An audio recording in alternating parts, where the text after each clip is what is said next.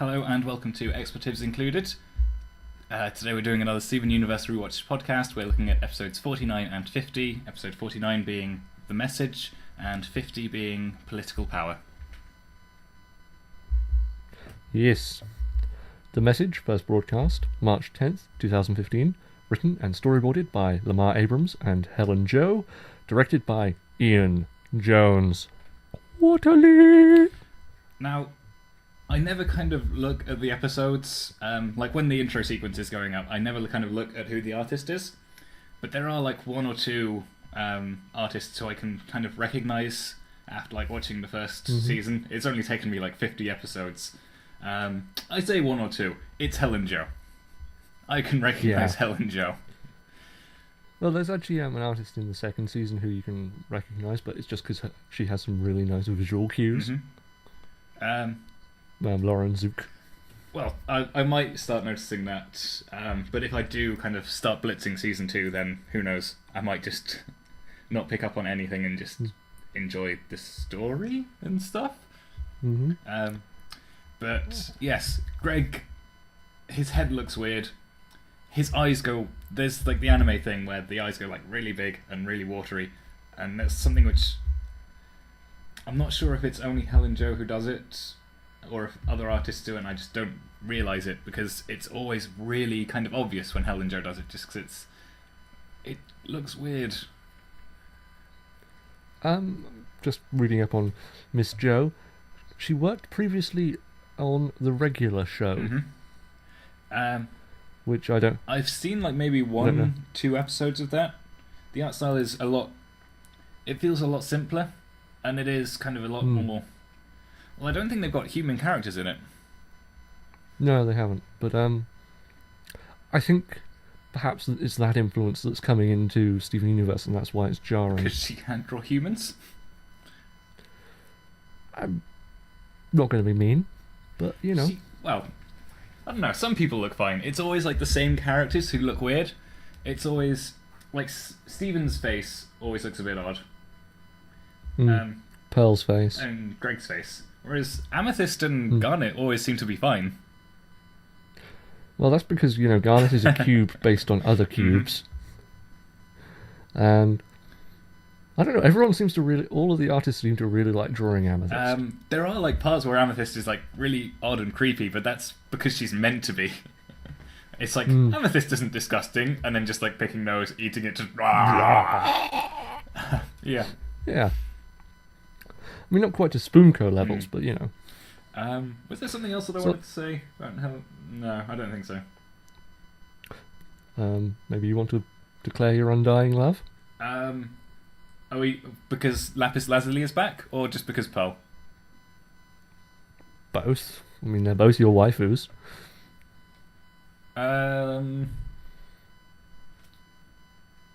No, let's not talk about that. Thank you for the fan art. It's fun making fun of myself. Well, it's only... I only send you that stuff so I can slip in the horrible stuff and you won't notice. Oh, just... Rick from Rick and Morty and Poe in bed. Just, what is that? What is that? I don't like it. Weird. I've been holding off sending you the weird Pearl art, to be honest. Thank you? I can start sending it to you now, that's fine. I'm sure it's worse than Rick X Pearl, and... no, don't want to know about it. Okay, so yes, the message. As I stated, Lapis Lazuli is back, to the rejoice of many. Well, to the rejoice of Dan. She came in, like... I can never... There was a year recently, I'm not sure if it was like 2014, 2013, that was dubbed the Year of the Waifu. I'm fairly sure Lapis Lazuli was part of that. She is prime waifu material. Wasn't 2014 the year of Luigi? It was probably also like the Year of the Dragon or something. And the year of 2014. The years can be many things. Okay. Anyway. Yes. So, Stephen and Greg are hanging out again. Oh, yes. Which is nice. They're doing that a lot recently. I like it when... Now that Stephen's kind of realised that the gems aren't perfect, his dad, who he's known for a long while, isn't perfect. Seems a lot better. So, Greg showing off his new work on his current album, Water Witch. Which is inspired by Lapis Lazuli and the destruction that she reigned. Yeah, that one time the ocean was sucked into the sky. And did we mention that it would make great album artwork? Or did Greg mention that it would make great album artwork? Greg did. We agreed, and he's made some awesome album artwork, inspired by it. Yeah. And, then we have a little bit of technical stuff with cables and the pluggings therein. And again, something which you mentioned last week about how Greg always uses an acoustic guitar now. And he gives Stephen a electric guitar, and he starts strumming it. It's like, why aren't I jamming? I'm going into things. We'll just talk about the guitar, and then we'll kind of carry on with the synopsis. Well, there's also, at this point, there's Chekhov's television. Chekhov's television, yes. See, I'll talk about the guitar stuff later. There's Chekhov's television, and then they get some really strange audio feedback, which isn't actually from them. It's from the Wailing Stone, which was set up in episode earlier. It was set up in the past. Insert previous episode title. Oh, it was the one with the golf game. Golf game. Golf. No, Flog. Flog is golf backwards. No, that was Rose's room, wasn't it? Yeah, it was. So we had the Wailing... Oh, yeah, because, the Wailing Stone destroys, the golf game, and then he goes into the room to get the ending. Yes. Yeah, and then it ends with them all playing mini-golf. So it's episode... Rose's room, which also has a number. It has a number, but it doesn't matter. Doesn't matter. Not important. So the gems are all freaking out because it's very loud and very horrible, and they don't know what it's doing. Amethyst is freaking out the most. Because I just don't think she likes noise. I think she likes noise, but only when she's making it. But also I think she was taking a nap when it went off. That would explain, that would explain it all. It's like, I just want to sleep on my piles of garbage. So then they explain that the Wailing Stones were kind of used during the rebellion to send messages.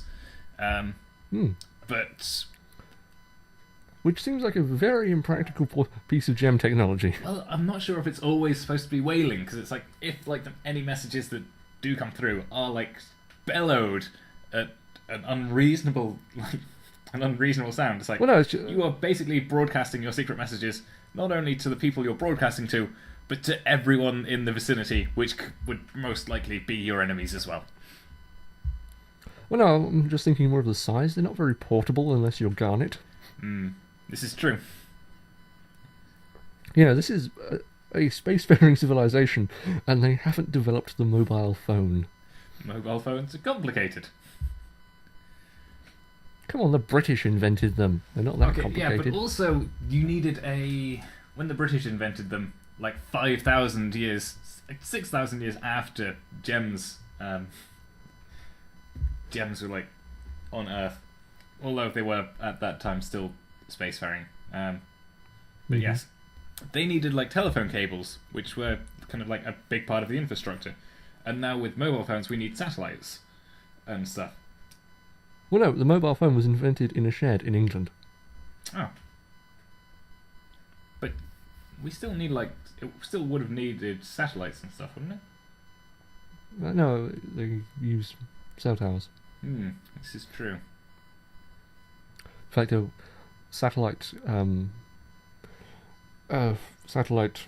mobile coverage is actually a relatively recent thing. 1980s, I believe. That just sounds I don't know. I'm not basically caught what up you'd on have my is a science giant of micro radio oobly boo waves. Yeah, it's interesting. I just know that it was invented in a guy's shed.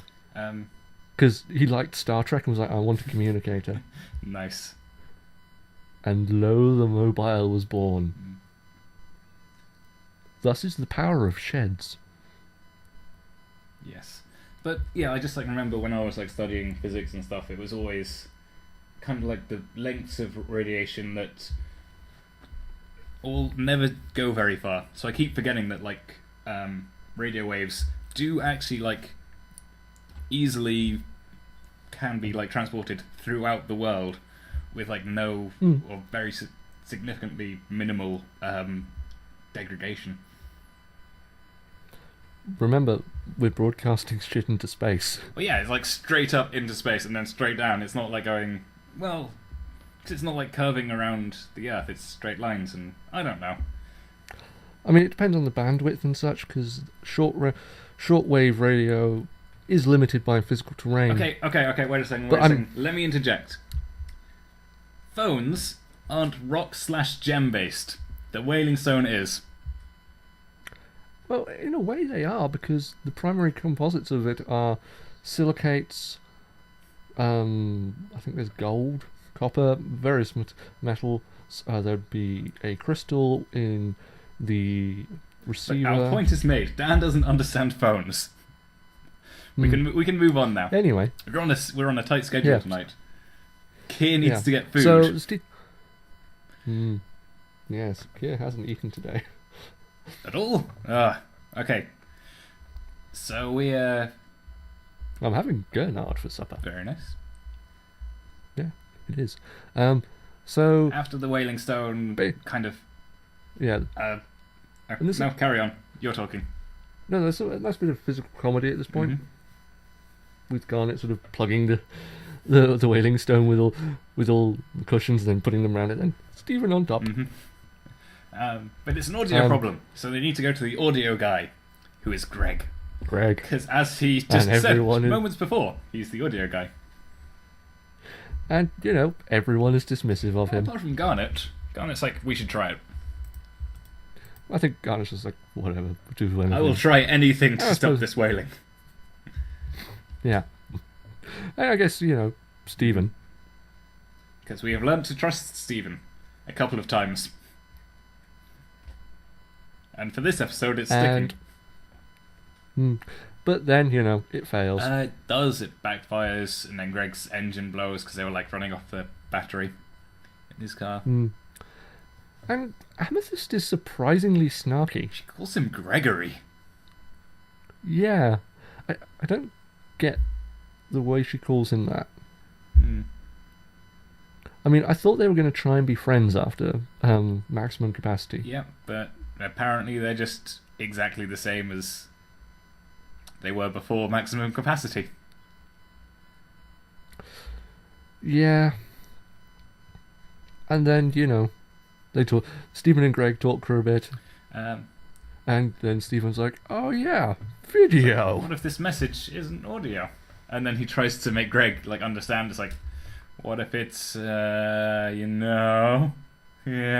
Points to his eye. Like, and then Greg's just, oh yeah, that's quite obvious. I mean, to be honest, if I was in Greg's position, I would have tried the video output as well, but Okay, well, would you have? Because the gems have come to you. It's like saying this is an audio problem. This thing transmits audio. That is all it does. As far as I know, it's like this is just audio. Make the audio work. Yes, you're the audio guy. Yes, but it's about putting together proper outputs. Maybe Greg would have tried it if his engine didn't explode, if his battery didn't die. Yeah, actually, I think that's fair. Because if it's audio on a different frequency output, you can get that through the visual spectrum.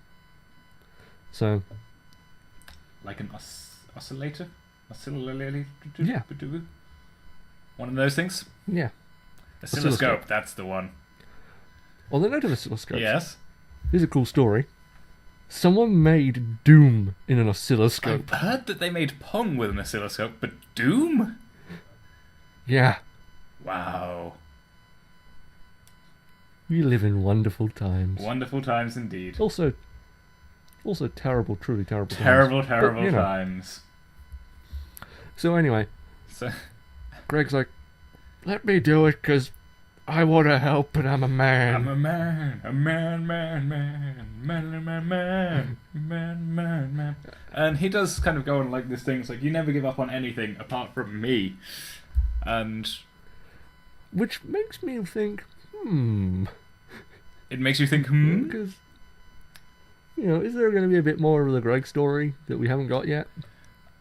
The gems falling out with Greg. Well, he did essentially kill Rose. Technically, it was Stephen. It was Greg's idea. We all know this. There's a reason he's known by the Phantom as Murdercock. What? Yeah, that's the Phantom's nickname for him. Murdercock. What? Oh, Yeah. the Phantom is weird. Sometimes Connie's known as Womb Tomb. Wait, say that again? Sometimes Connie's known as Womb Tomb. In the assumption that, her and Stephen will get together and have a kid. Tomb.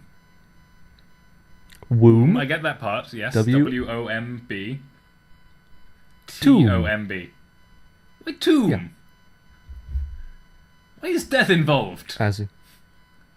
Because Stephen would have to give up his physical form to have a child, in theory. I don't know, because he is half human.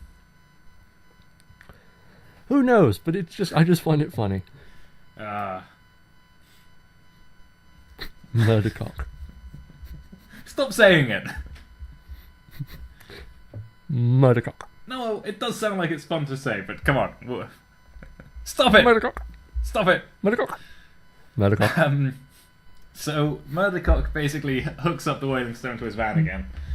And this time he's going to output it in visual format.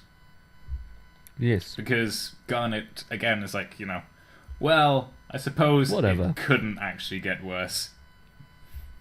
It's not like it'll destroy the Earth. Yeah. It's not like it's the Geode or anything. Which we've conveniently ignored. No, they did, when they did the Warp Tour, they did go back to the Geode, and it's like, yeah, it's holding up fine. Yep.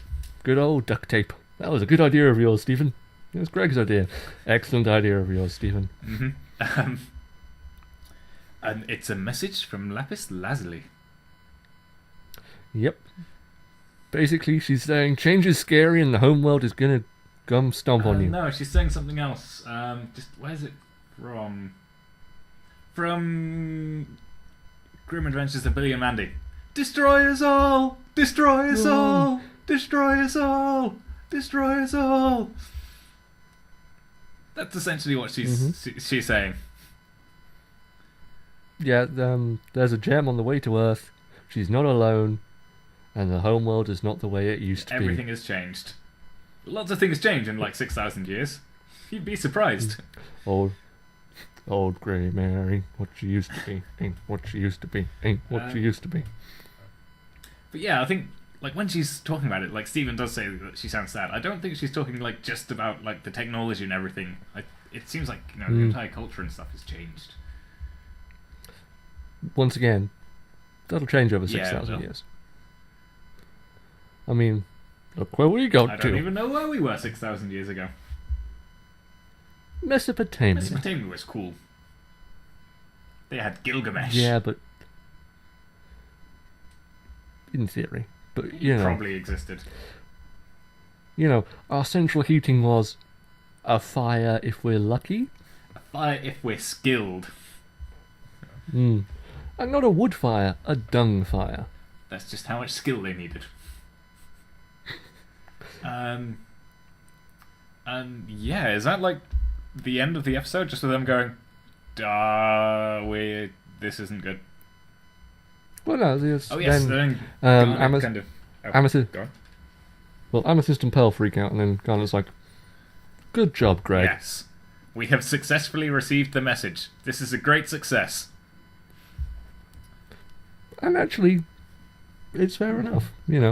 Instead of panicking, they can go, "Okay, now we can prepare." And then Greg and Stephen kind of help with the averting the panic attacks by being silly and human.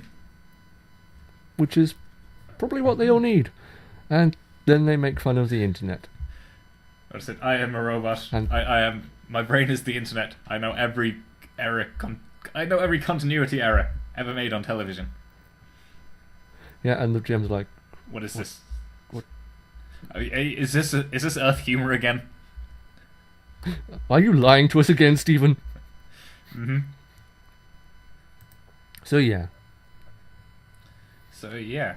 Um, I don't like how Greg is mean to Lapis in this episode. He's being very mean to the woman who stole the ocean for her own gains. yeah. And tried to kill his son. She was lovely. Plus everyone else.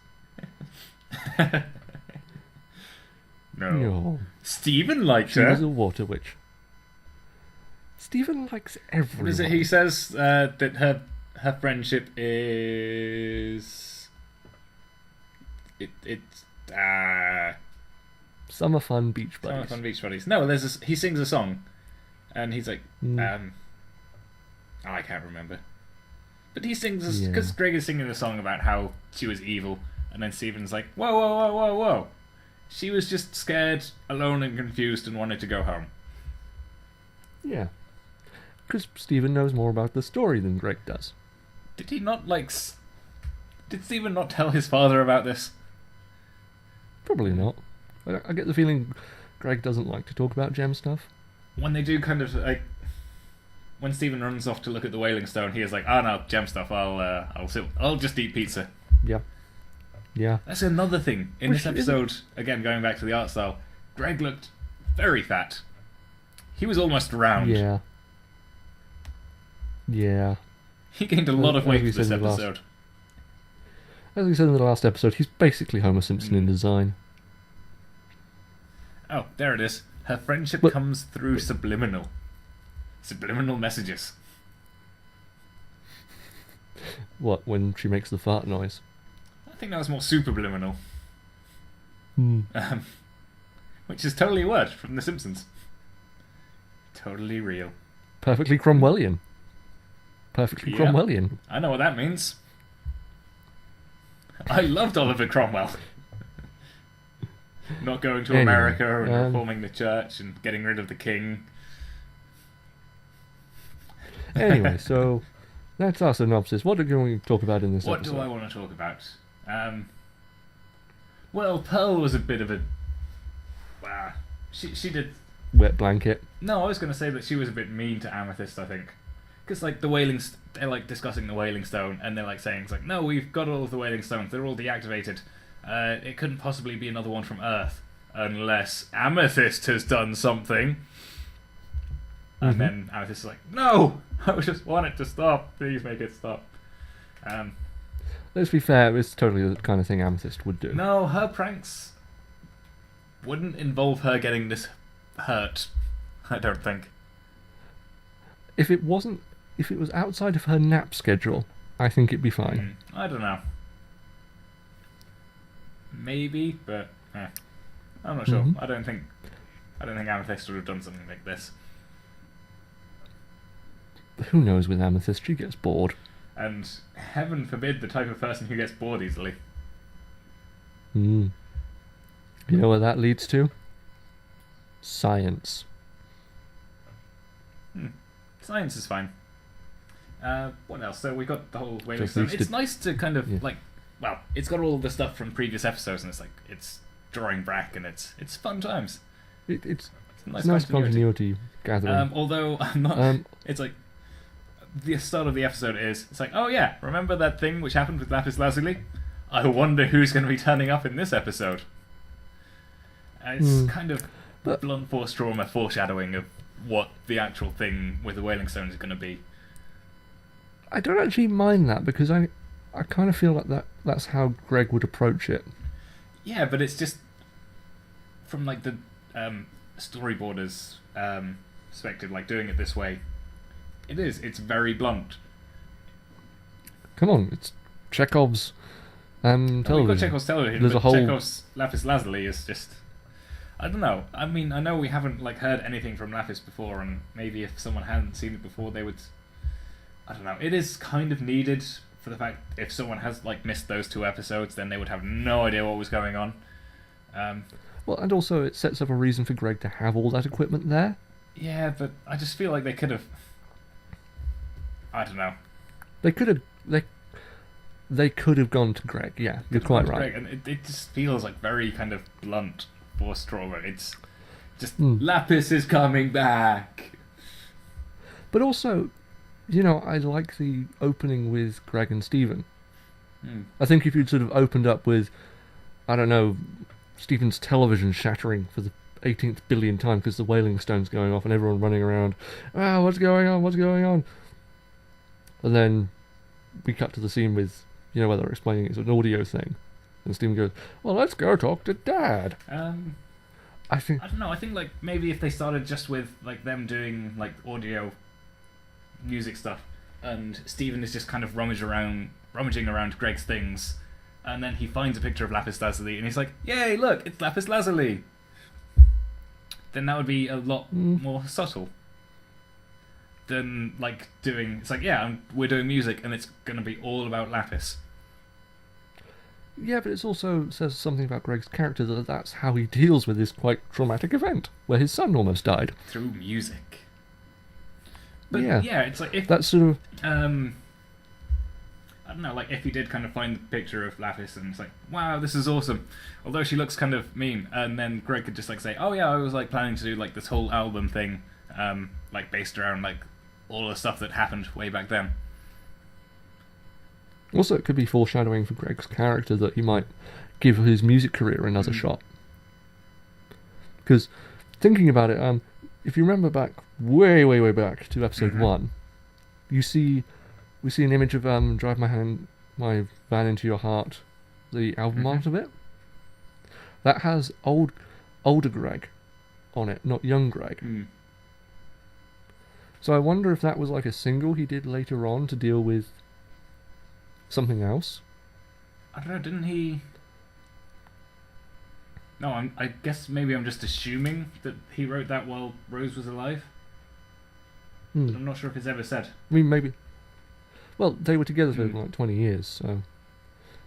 So, it's sort of... Okay. Maybe she encouraged him to do it at some point. But maybe this new Water Witch album will come up at another point, and maybe Greg will, have some more fun. Maybe. But yeah, it was very... Yeah. It was a bit ham-fisted. That's the right word. Also, the bit with the Chekhov's television where sort of Stephen plugs his guitar into the room. I talk about that. Because Greg always uses acoustic, but last week we said that he actually had an electric guitar, and then this time they're going to start jamming, and Stephen's like strumming the electric guitar. It's like, why aren't I jamming? And then I just kind of got the idea that maybe Stephen hasn't actually had any interaction with electric guitars before. It's all acoustic, so he's like playing this guitar, imagining that it's going to be an acoustic guitar, and he doesn't understand why he doesn't jam. Because then, like, he plugs it in, and then it's like, it's still not jamming, and he's just strum. It's like, jam, strum, jam, strum, jam. Dad! Well, maybe it's actually Greg's gotten all this stuff out of storage, because he's been inspired to do this album, and he hasn't gotten it out since he did Drive My Van Into Your Heart. Oh, but then if you got it out of storage, unless, I don't know, because the storage room has been cleared out. He also had the barn, remember? Yeah, but that was full of aviation stuff. That was his aunt and uncles. No, it's all... This is full of all manner of stuff. Greg has a bit of a hoarding His family has a bit of a hoarding problem.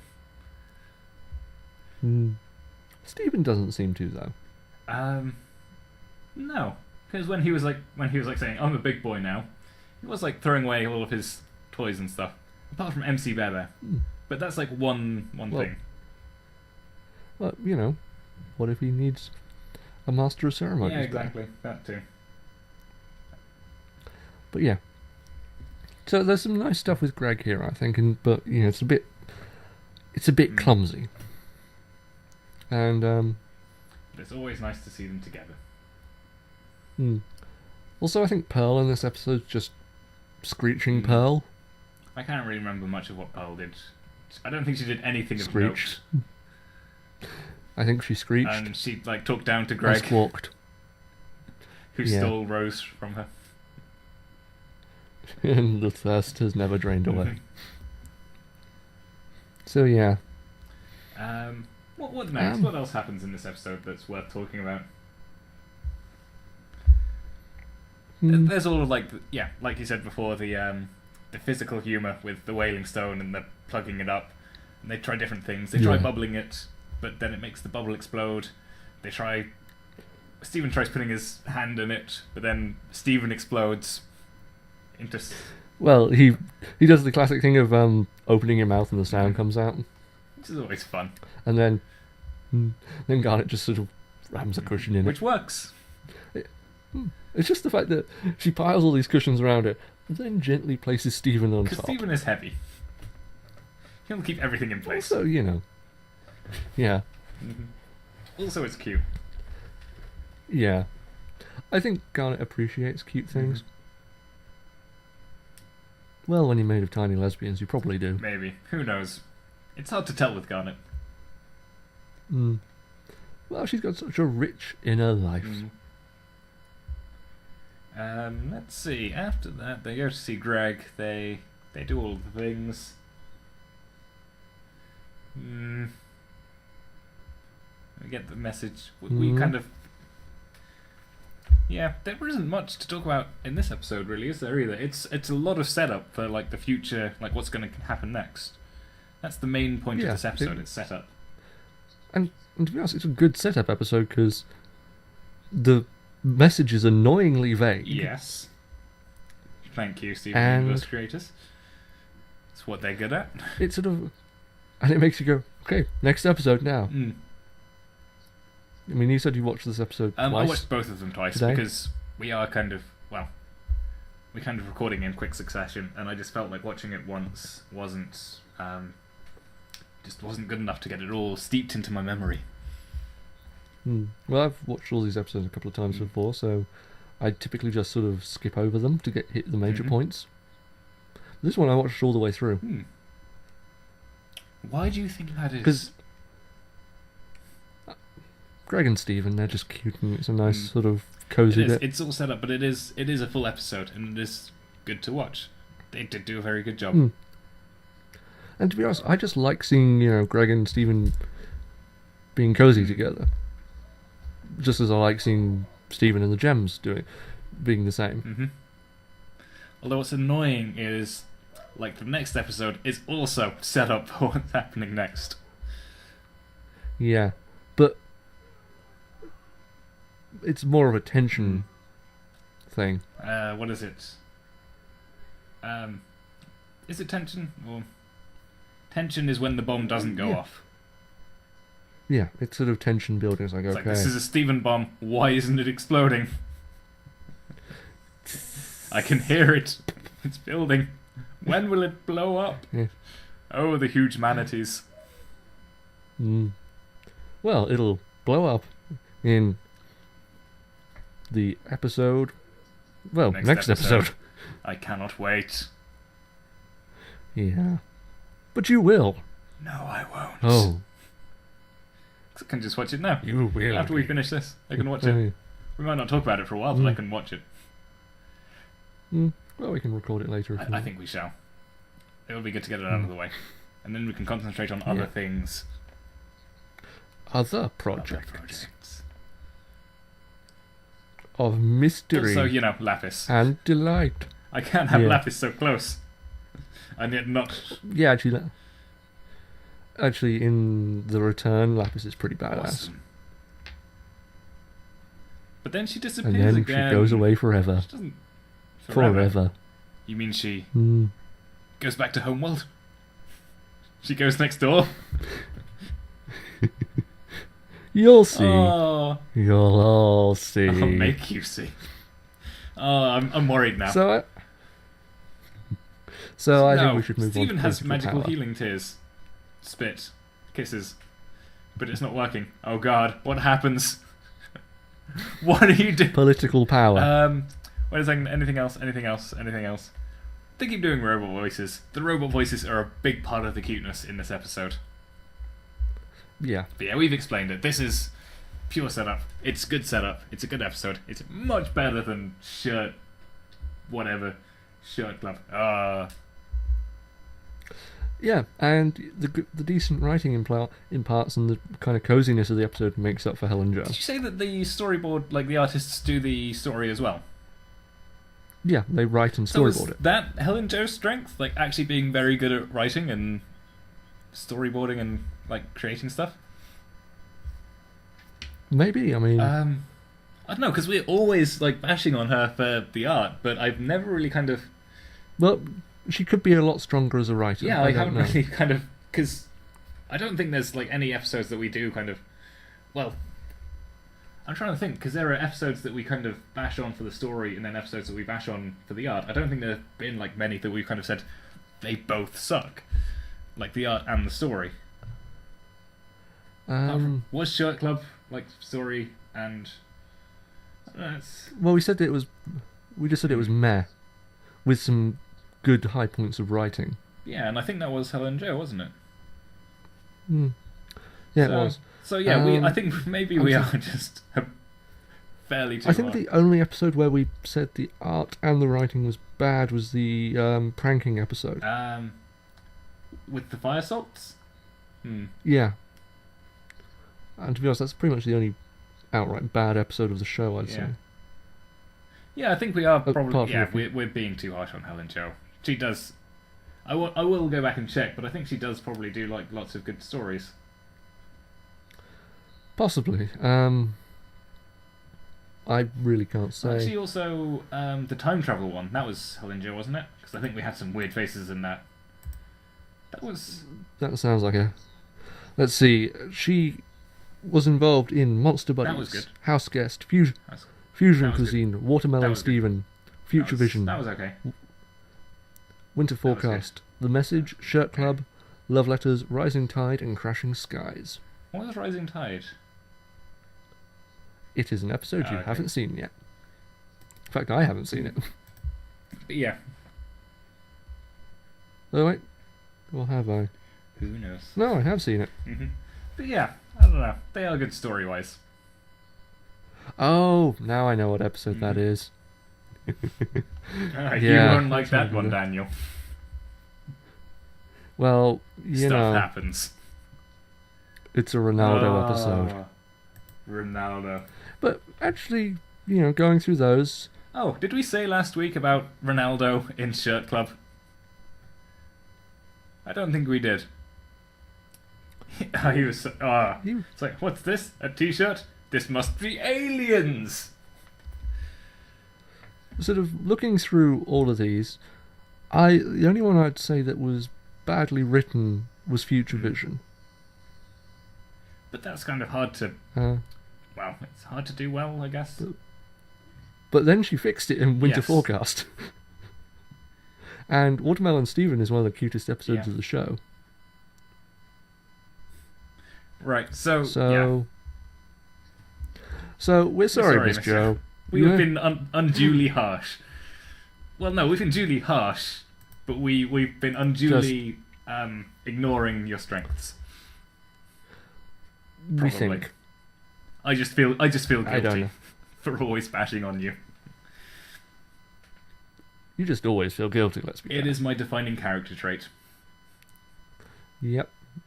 I mean, have you called your mother today? I'm a horrible person, and I do actually need to call her to. No. No, seriously, I have been I've been meant to call her for the past 2 days, if not more. Mm-hmm. Oh, why did you have... And now it's... no, I can probably call her in a bit. That was a total shot in the dark too. Well... No, you just said that as it's just a trope. You didn't know that there was actually... It was a lucky guess. Anyway, let's move on yes. to political power. So, first aired March 11th, 2015, written and storyboarded by Hilary Flato and Katie Mitroff, and directed by Ian Jones Quarterly. And this episode proves that you don't have to be Helen Jo to do weird character designs. Because it's Med Dewey again. And Med Dewey is just... His design is always weird. What is up with his neck? What is up with his head behind his neck? What is up with his face? What is up with his body? What's up with everything? Oh, he's weird. It's because he's meant to look uncomfortable and sweaty. Well, they've got that down to a T. He does always look uncomfortable and sweaty. Yeah, well, the fact he lives in a beach town and constantly wears a suit. So, this episode starts with Pearl doing technology things, trying to find, create some kind of EMP device that will knock out Robonoids, but accidentally doesn't do anything to the Robonoid, but wipes out the entirety of Beach City. Yep. And so Mayor Dewey comes to the house, basically saying it's like, something weird happened. It was the gems. What did you do? Put it right. Oh my god, what did you do? They're gonna eat us So alive! Stephen says, you're right, this is us. This is all on us. We'll help you put things right. And I think it's Garnet who says, no, we won't. And then Stephen says, I will help you put this right. Also, there's some weird stuff with Mayor Dewey and Stephen in this, but we'll get to that we can later. talk about that later. All we can say is that Mayor Dewey has good taste. Also that he's And quite led to- thirsty. This has also led to so much fan art. Good God, no. Pearl X Dewey is a thing. Pearl is basically asexual. No. She's agendered and asexual. She's rose-sexual. And Rose is agender. What? Doesn't matter, she's still sexually attracted. Because Rose was sexually attracted to Greg. Yeah, and Pearl is attracted to Rose. This, I don't trust this whole, they're just genderless space rocks. They definitely present female. They definitely present female. And what females? Right. Come on, Keir. Women are humans too. Or what is it? No, women are people too? I don't know. Whatever Greg says in the last episode. When, Marty was being awful. Just like you have just been, Keir. Awful. So they go around town. Mayor Dewey is basically playing the politics game, telling people that everything's going to be fine. Yes. Stephen disapproves of, because he's young and innocent and naive. And disapproves of lying. He doesn't understand politics. And political power. And how to get political favours. Also, there's a bit of foreshadowing in this episode. Does Stephen become the mayor? Maybe one day. I'm actually looking forward to... You're looking forward to Stephen becoming the mayor? No, I'm looking forward to the election episode. There's going to be one eventually. You don't have a mayor as a prominent character and then not have an election episode. But there's a theory that, I helped spread among the fandom, that on that episode, they're going to get... Because Mayor Dewey is played by Joel from MST3K. Oh, so they're going to try and get the guy who played, the guy who replaced Joel. Yeah, they're going to get Mike. And he's going to be the opposing mayor. That would be amazing. And I think Stephen will stand too. I don't think Stephen would stand He's a for mayor. He's 12, maybe. And? Beach City would elect him, and he wouldn't know what the hell he was doing. Dude, there's cities across America that have cats for mayors. There's one place that had a 5-year-old for a mayor. I've just realised I've been terribly, terribly ageist. Yes, and speciesist.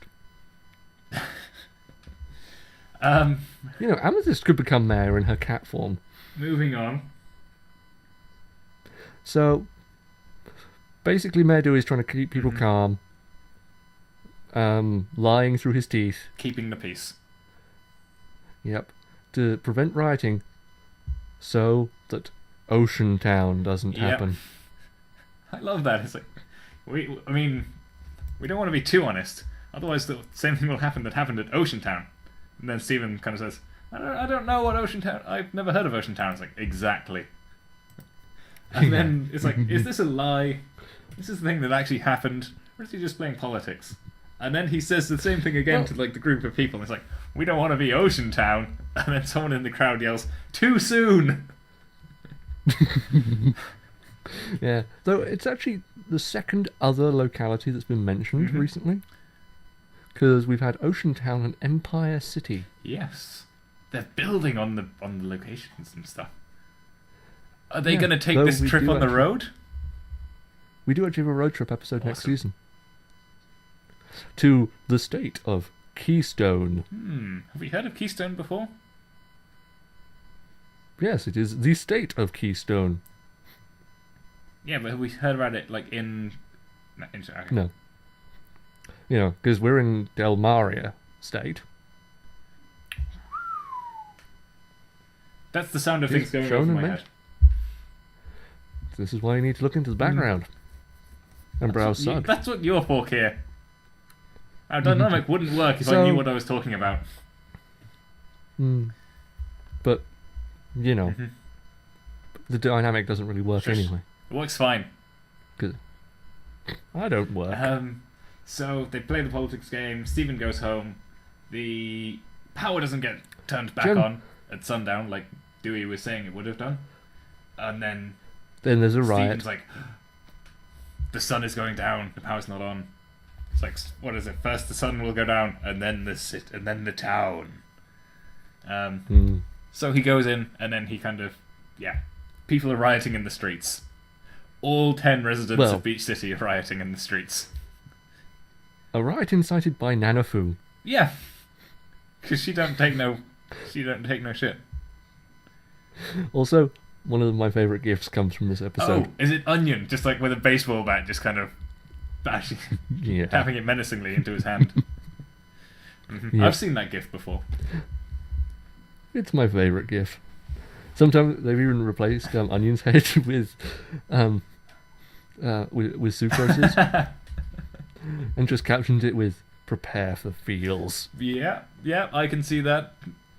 That's good. I appreciate a good meme. So, after preventing a riot... Well, basically Stephen says it's like he was only trying to protect you because he loves you. And then he realizes that that's kind of what the gems were doing with him. They were avoiding talking about like the homeworld invasion because they don't want him to worry. They don't want him to freak out, and it's not healthy. It's not the way to deal with things. No. And because they've been acting squirrely all episode. Yeah. And then Stephen goes home and is like, it's okay. Does someone need a hug? Also... And then Pearl's like... Something which I have no idea how this would have happened. Unless, maybe. Actually, no. Yeah, the Courtesan trio is under the house. We see that. But I don't remember Stephen kind of going back to Rose's artillery. Rose's armory, rather, to pick it up. And you need Rose's gem to, like, open it all up. So, who went there and got it? Or maybe Pearl did. But she doesn't have Rose's gem. She probably has access. Well, no, because, like, in that episode she says, but you have Rose's gem, you'll be able to do all of the stuff. Yeah, all of it, but maybe she can access certain parts of it. Or, well, then, in the episode with the Red Eye, why didn't she go and get the Courtesan trio to blow up the Red Eye? I don't think they had time in that episode. They had all day. It was only like 3 or 4 miles. But then dragging it back from the... You know, and I think it was sort of Stephen said it first thing. It was like, well, Stephen will sort it. Let's just throw Amethyst at it. Yeah. Or it just hadn't been written then. Yes, that's a possibility. You know, at the end of the day, this is a show. We have to accept that. You might have to accept that. I accept nothing. Okay. Okay, fine. I accept that it's a show, and I will never meet Pearl or Lapis. No, you will never. Let's not finish that. No. Let's go on. So, he goes back, and then basically the gems say, well, yeah, Homeworld is coming, we don't know how to we don't know what backup Peridot has got. We don't know what technology they've got. We're scared. And it seems like, yeah, that's It's fine. We'll work through it. We've been scared before. Let's be scared together. Oh, we can figure things out And together. And then the power comes back on. And Beach City is restored. Hmm. Okay. So, discussion time. What do we want to talk about?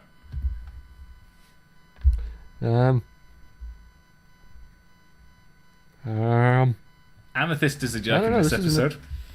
Because Pearl is actually good with technology. Because she fixes the Robonoid. Yeah. Which is like this advanced gem technology, which they don't have any idea about. Yeah, and she tries to build the EMP, Which it's got a fairly decent blast radius. Well, the entirety Exactly. of Beach City. And they're on like the very edge. It's not like she was in the epicenter, like the center of Beach City. Yeah, and also I imagine, because we only see up to the very because Beach City's basically in between two hills. We only see up to the one hill, so we don't see beyond that. So it could have gone even further. Yeah, I mean, it does seem like it's very sparse. Like we only see 2 or 3 houses up at the very top of the other hill. Come on. So, but anyway, yeah, it's just Amethyst. Yeah, Amethyst is basically playing around with the Robonoid, stepping on it yeah. But I think that's her way of dealing with her fear of it. Kind of. Also, the gems are being so bad at being secretive. Oh, that's where the humour from this episode comes from. We're not talking about anything. We were just playing cards. What do you want to play? War? Peace. Or at the very beginning where it's like, right, everything's fine for the experiment and Stephen's at home. Stephen's in bed, fast asleep, and oh my god, it's Stephen. Right there Hello, in front of Stephen. her. Everything is fine. Nothing is going on. Go to bed. Go away now. You can't watch this. Go to bed. Pearl just got lonely and made herself a robot friend. That is exactly what happened. Pearl could make herself a robot friend. Would we want her to... I don't know. She builds herself a mech in a later episode. That's amazing. I love it. But I'm saying, like, she could, but do we want her to? Because it would just be a giant rose.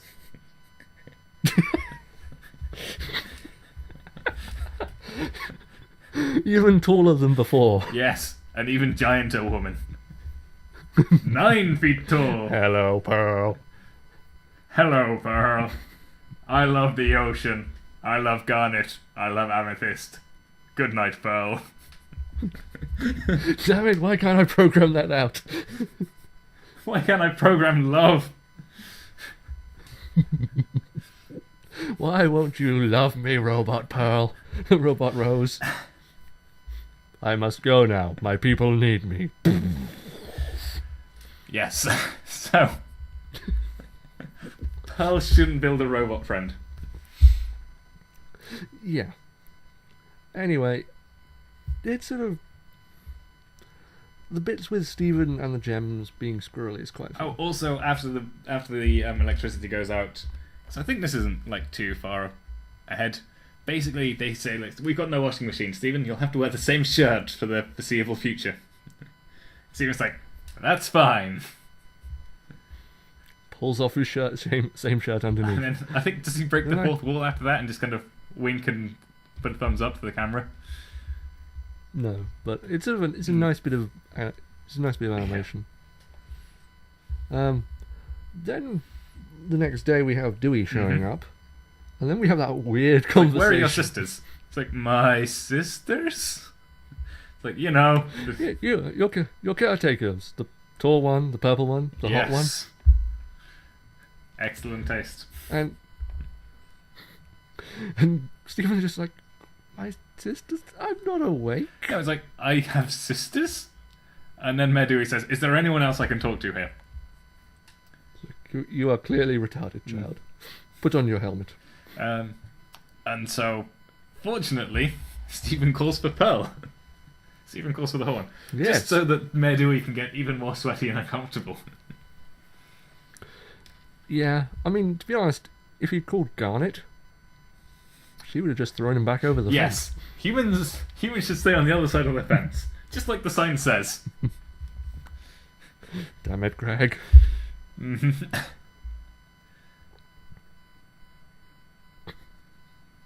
And then, yeah, there's the Garnet line from just completely out of shot. No, we won't. We won't help. Yeah, this is the same scene. So essentially, it's implying that Garnet was overhearing everything. I assume she's just on the couch. It's like, it's just, I can see the tall one right over there. It's like, they're not in. She's right, they're not in. That said, we saw in the previous shot of Stephen sort of climbing up on the microwave and then trying to get it to work. We didn't see anyone back there. So maybe they all came out. Maybe. So, I'm not really sure what Mayor Dewey's aiming to do. Find out what happened. See if it's something that Well, no, James he's- can reverse. Well, no, sort of, when Stephen agrees to help, they then sort of go around Beach Yes, City. what can Stephen do? But it's sort of, it's not like they're going to the power plant and saying, what's the problem? It's sort of just going to each person in Beach City, have a glow stick and election button, don't worry.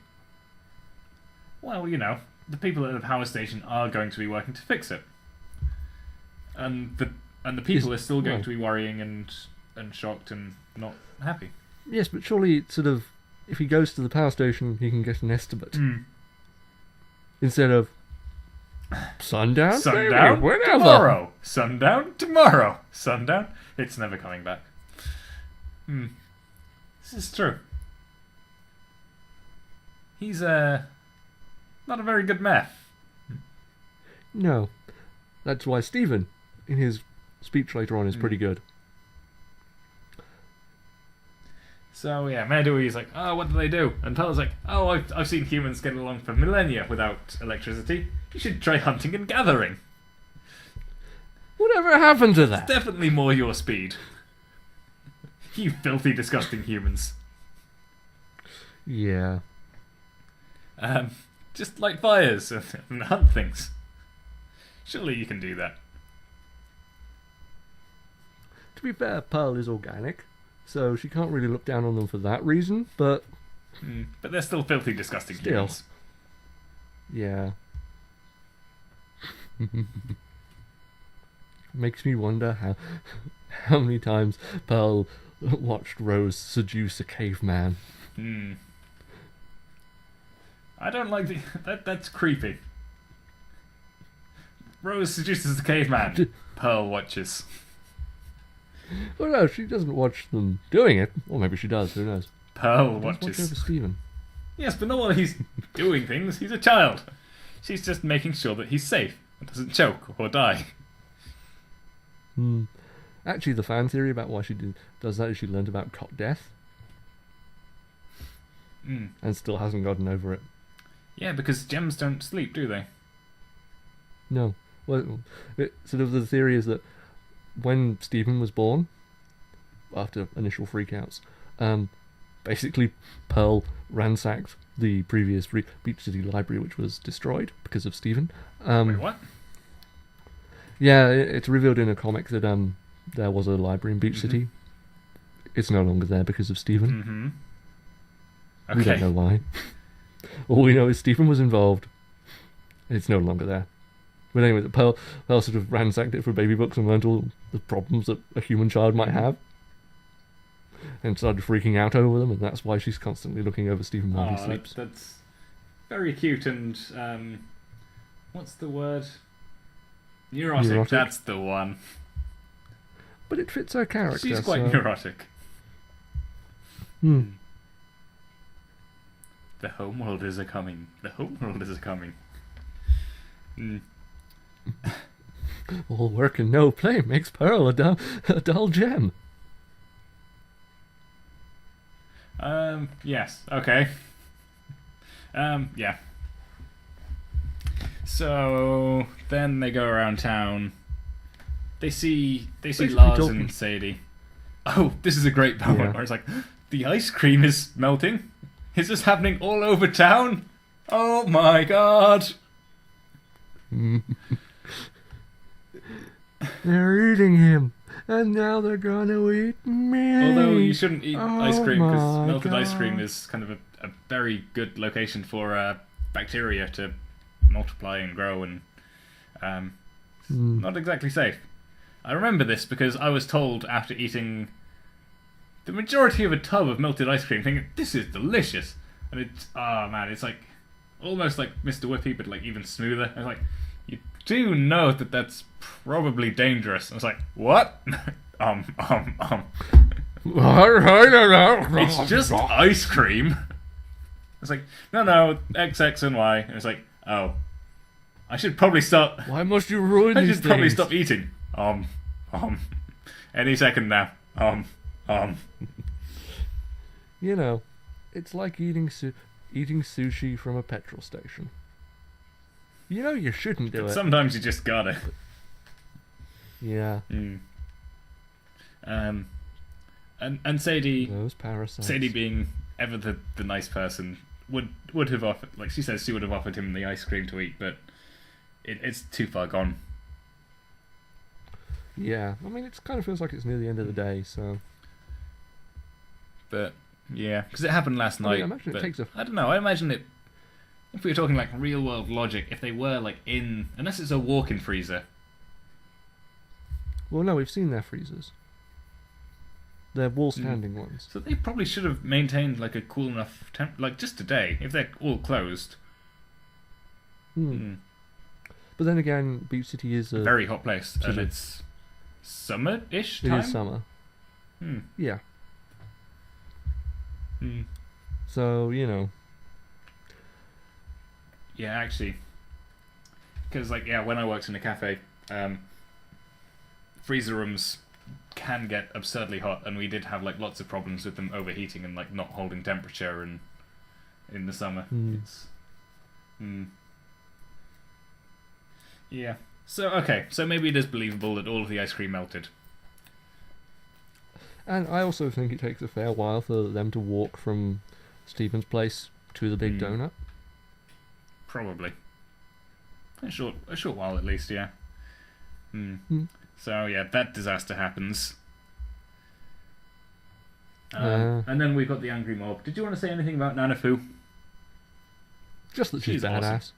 Oh, and I think it's like when the rioting starts, not like this first interaction, but Mr. Fryman is like, I need electricity to help take care of my kids.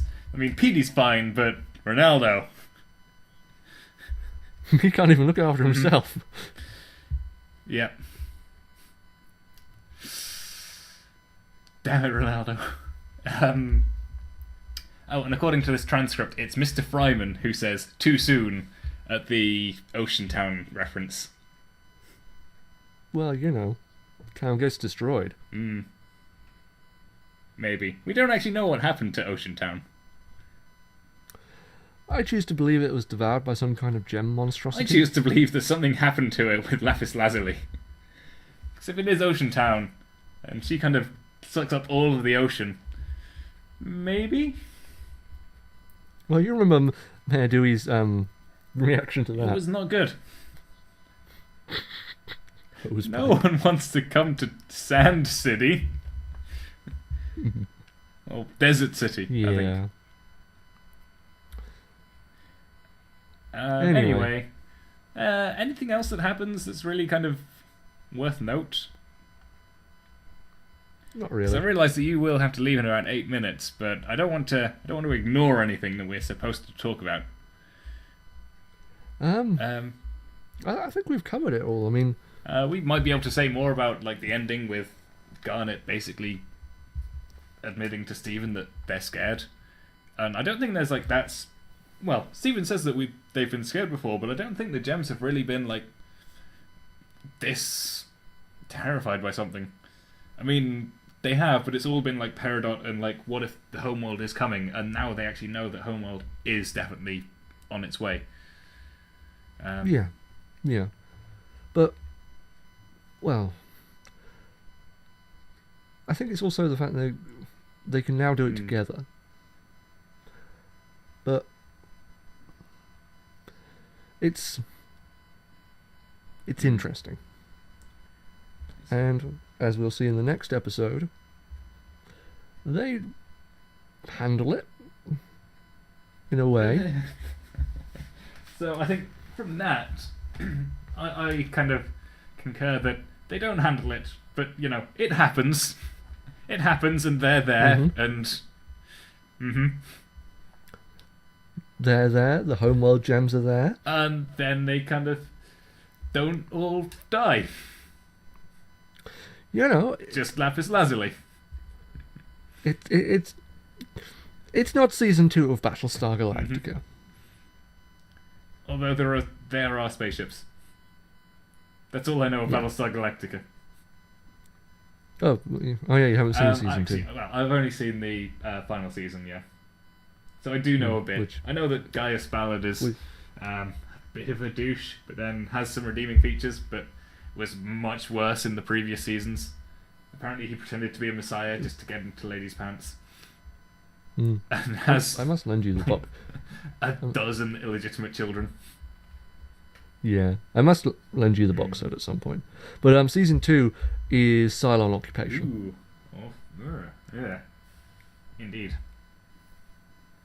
So, it's another build episode. It's another setup. It's like we've had build and we've had build, and it needs to come up to something. Well, yeah, we get the high point in the next 2 episodes. Then in season 2 we get the catharsis. Okay. Is that when Peridot becomes a chibi gem? No, the catharsis is sort of the breath afterwards and after an event. That's an entirely different arc. Entirely different, yes. But related. But different. So yeah, I'm waiting for the boom. There's supposed to be a big kaboom. That's next episode. And yes, I am just as on the edge of my seat in anticipation as the gems are, which is not true, because they're fearing death and the destruction of the earth. Pearl's practically running around squawking at this point. Yes. Because she's Bird Mom. Yeah. So talk us out, Dan. We've been expletives included. This has been yet another episode of our Steven Universe Rewatch podcast. Thank you all for listening. We hope you enjoyed it, and good night. Good night. Look forward to the final week of season 1 of the Steven Universe Rewatch podcast. We're recording now, after Keir has had food. Good night.